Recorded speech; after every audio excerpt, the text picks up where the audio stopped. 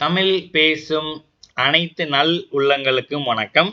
இன்னைக்கு நான் பார்க்க போகிற வீடியோ வந்து இன்ஃபர்மேஷன் இஸ் வெல்த், அதாவது தகவலே நமக்கு மிகப்பெரிய சொத்து இல்லைன்னா மிகப்பெரிய வளம்.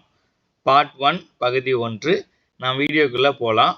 இந்த வீடியோவை நமக்கு வழங்குறவங்க வந்து பைமோட் அப்படிங்கிற மொபைல் ஆப் அண்ட் வெப்சைட். இது வந்து ஒரு shopping app and shopping website. இந்த வெப்சைட்டை இல்லைன்னா அந்த ஆப்பை யூஸ் பண்ணி ஷாப்பிங் பண்ணி பாருங்கள். நிச்சயமாக உங்களுக்கு ஒரு யூனிக்கான ஷாப்பிங் எக்ஸ்பீரியன்ஸ் வந்து கிடைக்கும். நம்ம வீடியோக்குள்ளே போகலாம். ஃபஸ்ட்டு தகவல் வந்து difference between Discovery and invention. அதாவது டிஸ்கவரி அண்ட் இன்வென்ஷன் அப்படிங்கிற வார்த்தையை நம்ம நிறைய டைம் வந்து பயன்படுத்துவோம். அது ரெண்டுக்குள்ள வித்தியாசம் என்னங்கிறத நம்ம வந்து பார்ப்போம். டிஸ்கவரி அப்படிங்கிறது ஏற்கனவே இந்த உலகத்தில் இருக்கிற பொருளை ஒருத்தர் தேடி உலகத்துக்கு தெரியாத ஒரு பொருளை அதை வந்து இப்படி ஒரு பொருள் இருக்குது இல்லை இப்படி ஒரு விஷயம் இருக்குங்க அதை உலகத்துக்கு சொன்னார்னா அது பேர் டிஸ்கவரி. எடுத்துக்காட்டுக்கு அமெரிக்கா உலகத்தில் ஏற்கனவே இருந்துச்சு, பட் அமெரிக்கான்னு ஒரு தீவு இருக்குது அப்படிங்கிறது யாருக்கும் தெரியாது. கொலம்பஸ் அதை கண்டுபிடிச்சி சொன்னார். So Columbus discovered America. ரைட்டுங்களா? சரி. ரெண்டாவது இன்வென்ஷன்.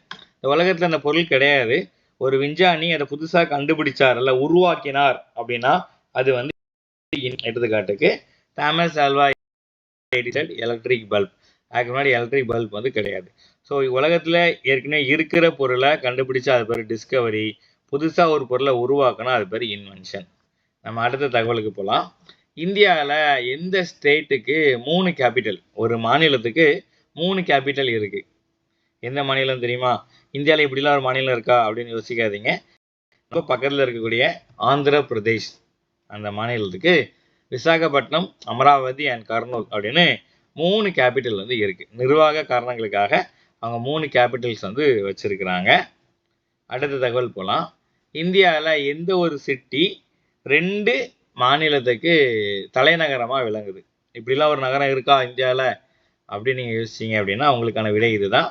ஆன்சர் வந்து சண்டிகர். சண்டிகர் வந்து பஞ்சாப் மற்றும் ஹரியானா அப்படிங்கிற 2 இந்திய மாநிலங்களுக்கு வந்து சண்டிகர் வந்து இருக்கு. எதா இருக்கு? தலைநகரா வந்து இருக்கு. ரைட்டுங்களா? சரி.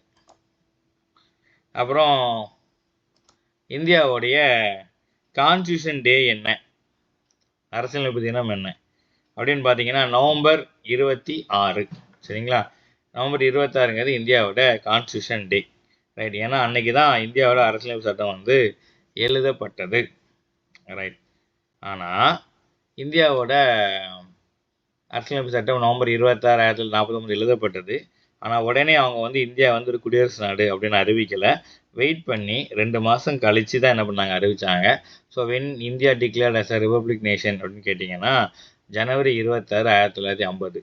அது ஏன் நவம்பர் 26, 1949 அரசியலமைப்பு சட்டம் எழுதி முடிக்கப்பட்ட பின்பும் ஏன் 2 மாதம் வெயிட் பண்ணி ஜனவரி 26, 1950 அறிவித்தாங்க அப்படின்னா அதற்கு ஒரு வலுவான காரணம் இருக்குது. என்னென்னா இந்தியா சுதந்திரம் பெறதுக்கு முன்னாடியே 1920 ஜனவரி 26 அன்னைக்கு இன்ட்ரீம் கவர்மெண்ட், இடைக்கால அரசு அப்படின்னு சொல்லி நேரு அவர்கள் ஃபார்ம் பண்ணி ஜனவரி 26 இந்தியா வந்து சுதந்திரம் அடைஞ்சிட்டு அப்படின்னு சொல்லி கொடி ஏற்றினாங்க. ஸோ அந்த நாளை நினைவுகூர் விதமாக தான் நவம்பர் 26, 1949 அரசியல் சட்டம் எழுதப்பட்ட பின்பும் 2 மாதம் வெயிட் பண்ணி ஜனவரி 26, 1950 என்ன பண்ணாங்க, அவங்க வந்து அறிவித்தாங்க. ஸோ நவம்பர் மாதம் 26ஆம் தேதி எழுதப்பட்ட போதிலும் 2 மாதம் வெயிட் பண்ணி ஜனவரி 26 இந்தியா குடியரசு தினம் என்ன பண்ணாங்க, அறிவித்தாங்க. சரிங்களா? ஸோ இன்னைக்கு தேசிய வாக்காளர் தினம் கொண்டாடப்படுகிறது கேட்டிங்கன்னா ஜனவரி 25, அதாவது குடியரசு தினத்துக்கு முந்தின நாள் தேசிய வாக்காளர் தினம் வந்து கொண்டாடப்படுகிறது.